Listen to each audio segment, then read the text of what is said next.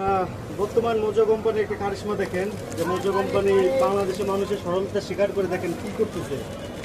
এরা নাকি বাংলাদেশের number one company, number one দাবি করে দেখেন অবস্থা। মানে মোজো খুবই ভালো সেল হচ্ছে, এটা আমরা বলি।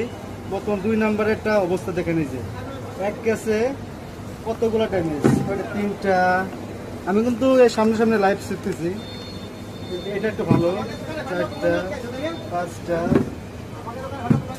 6টা, এটা ভালো, 7টা 8টা 9টা, এটা একটা ভালো, এটা ভালো, 10টা 11 12 13 13, এটা একটু ভালো, 14 15 16 16, হ্যাঁ 16টাই ড্যামেজ।